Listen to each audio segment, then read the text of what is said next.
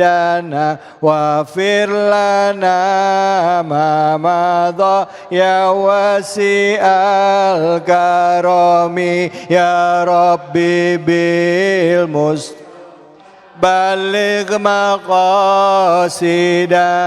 واغفر لنا ما مضى يا واسع الكرم صلوا على نبي محمد. Baik, Ibu dan Bapak sekalian, pemirsa Cahaya Hati di seluruh penjuru tanah air, lanjut ngaji kita. Cahaya Hati mengajarkan agar Al-Quran terletak di hati, sehingga hidup kita menjadi hati-hati. Dan kemanapun, dimanapun kita berada, selalu pandai menata hati. Masya Allah. Ibu sekalian dan pemirsa, kita lanjutkan. Saya kebagian lagi nih, ayat berapa Ustadz? 24-nya ya? Ya betul Ustadz. Bismillahirrahmanirrahim. Qul huwallazi dzara'akum fil ardi wa ilaihi tuhsyarun. Allah nanya, katakan di ayat 26 ini 24, katakan siapa yang menyebabkan kamu berkembang biak di dunia ini? Siapa? Apakah berhala yang kamu sembah? Lata, Uja, Manat? Bukan, sama sekali. Tidak. Tapi yang menyebabkan kamu berkembang biak adalah kembali tadi Ar-Rahman. Bu, rencana waktu nikah pengen punya anak sebanyak-banyaknya. Tapi itu cuma rencana. Kuasa Allah idza arada syai'an ayyakula lahu kun fayakun. Pengen KB serapet-rapetnya Pak, bablas tuh.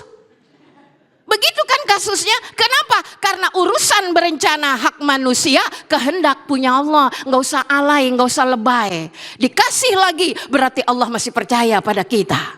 Belum dikasih, Allah punya rencana lain. Banyak anak, banyak rezeki. Kalau ibu bapaknya mampu mengajarkan anak-anaknya menjadi anak yang berkualitas. Tidak ada anak bukan lambang kemuliaan. Karena urusan anak menjadi tanggung jawab juga. Banyak sedikit tidak menentukan kemuliaan seseorang. Artinya apa Bapak Ibu sekalian? Melalui ayat ini kita diajarkan oleh Allah, jangan sama sekali banyak sedikitnya, sedikit menyebabkan kita alay, gundah, takutnya kok punya anak kita cuma hiji Pak. Orang-orang banyak, kurung batang aja yang ngegotong ada 4 Pak. Nggak usah ribut, orang DKM mah banyak nanti yang bantuin. Tenang, bahkan yang nggak punya anak bisa nyampe tuh ke kuburan. Yang banyak anak, orang tuanya meninggal, belum pada datang. Nggak jadi masalah, kenapa? Karena urusan kita menjalani kudrah dan iradah Allah. Sehingga pada ayat berikutnya dilanjutkan. Wa yaquluna mata hadzal wa'du in kuntum shadiqin. Allah. Ini mohon maaf nih Bu, ini perkataan yang tolol, orang tolol. Coba buktiin. Kalau emang perkataanmu benar, paling sakit Bu. Kalau lagi ceramah orang kagak percaya Bu. Padahal yang kita bawain ayat. Terlebih lagi Rasulullah menyampaikan begini. Orang-orang kafir berkata, buktiin kalau perkataan kamu itu benar. Buktikan. Mana buktinya? Rasul dikatakan apa Ibu? Orang yang abtar. Kenapa? Karena semua putra laki-lakinya wafat di usia belita. Allah. Apa artinya abtar? Terputus. Tapi kata Allah, Fasalli rabbika wanhar. Selama kita masih sholat dan berkorban, nggak akan terputus tuh. Buktinya mana? Haman anaknya banyak, mereka anaknya pada banyak. Rasul putra-putranya wafat, namanya masih abadi sampai sekarang. Allah. Panjang dan pendeknya, beken dan tidaknya, viral dan tidaknya, nggak ada urusan dengan manusia. Santai kelas. Betul Pak? Betul. Iya, orang-orang udah pada punya cucu nih. Bapak belum punya cucu. Santai Pak, rajin aja ke masjid. Tanyain aja ketua DKM, Pak Ustadz gimana? Sehat cucu? Sehat, alhamdulillah. Besok dapat kabar dari anak Pak, Papa positif. Orang beriman ringan urusannya. Ya. Jadi segala hal yang terkait kita nggak ada urusannya Bu. Nggak ada urusannya dengan polemik. Kan kita aja hidup bikin rumit Ibu sekalian. Ya. Kita bikin rumit, belum dapat seakan-akan kita harus dapat. Inilah bikin sulitnya. Makanya manusia sekarang Masya Allah wa subhanallah sudah dikasih fasilitas yang begitu sangat indah, tapi dia tak urung tetap salah jalan. Lalu apa kata Nabi? Qul innamal ilmu indallah. Allah. Yang begitu mah bukan urusan aku. Tuh bahasa kalendernya begitu. Yang begitu mah bukan urusan aku. Wa innama ana nadhirum mubin. Aku ini hanya pemberi peringatan. Saya ini Bu ceramah, percaya apa kagak terserah bapak sama ibu dah. Yang jelas mah kalau laki saya mah kudu percaya gitu. Kenapa Ibu? Karena Allah yang memberikan semua itu. Pemberi peringatan itu adalah menyampaikan. Ya. Jadi semua ini Bapak Ibu sekalian menjadi gambaran buat kita semua betapa surah Al-Muluk ini adalah sentuhan-sentuhan. Cuma Bu, yang berasa cuma yang rajin baca.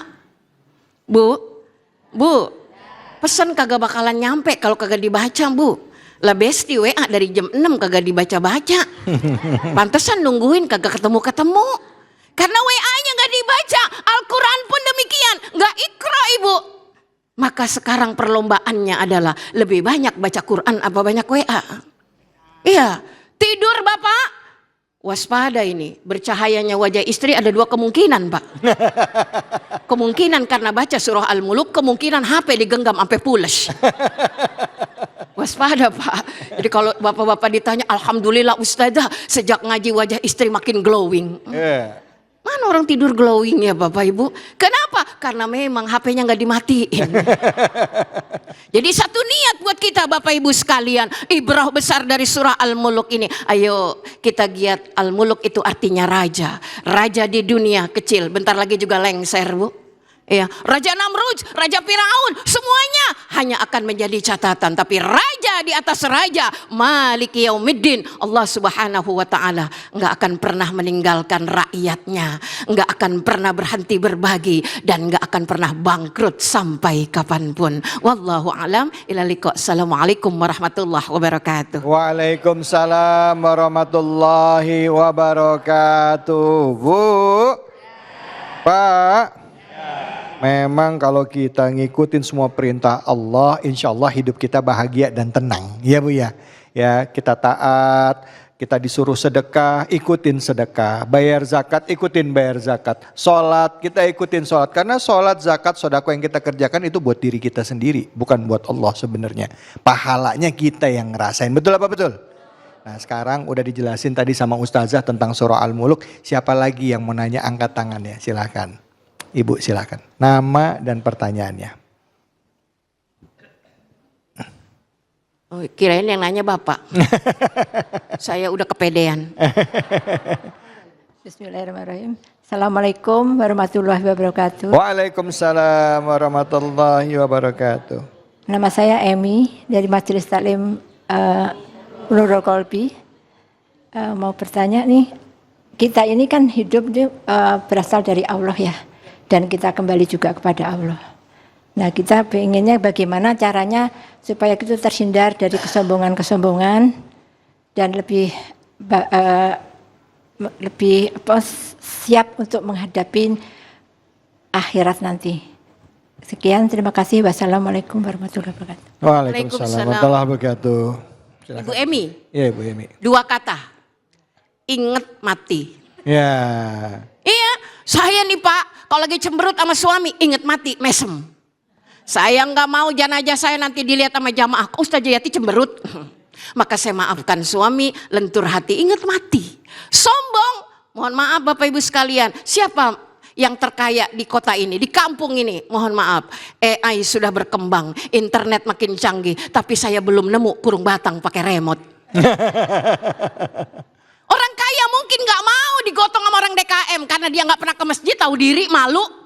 Dia beli kurung batang pakai remote, nanti yang mencet remote anaknya. Jalan sampai ke TPU kagak ada. Salah satu lunturnya kesombongan, sadar diri, ente ke kuburan kagak bisa jalan sendiri. Kagak bisa gali lubang sendiri. Lihat siapa yang dibutuhkan? Manusia. Maka ketika ingin melunakkan hati, jangan sombong. Ya, makanya lihat. Lihat ke atas kalau orang tuh beriman, orang bertakwa. Tapi lihat ke bawah kalau orang banyak harta. Kita bersyukur kenapa? Pandangan mata ke atas itu cenderung melengahkan.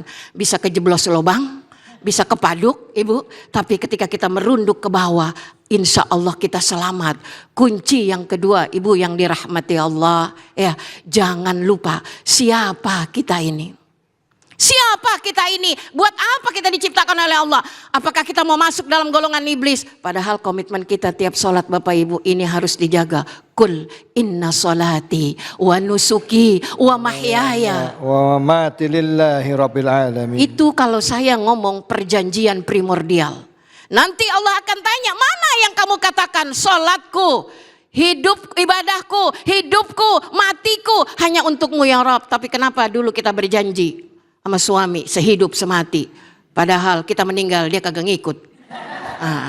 Berarti Allah, kita bersama atas izin Allah, berpisah pun atas kehendak Allah. Insya Allah kita dipertemukan kembali di surga atas izin Allah. Amin. Kan enak begitu Bu. Iya. Suami makin tua makin tenang kegiatannya, ke masjid, urusan tanah serahin anak Pak.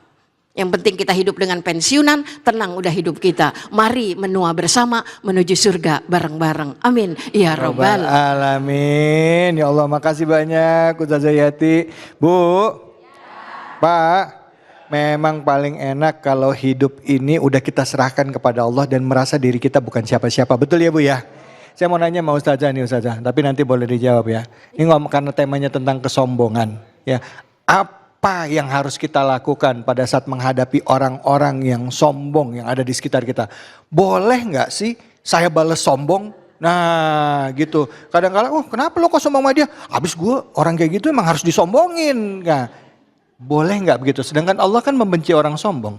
Jangan kemana-mana. Jawabannya akan hadir saat lagi. Tetap di sini. Di Cahaya Hati Indonesia.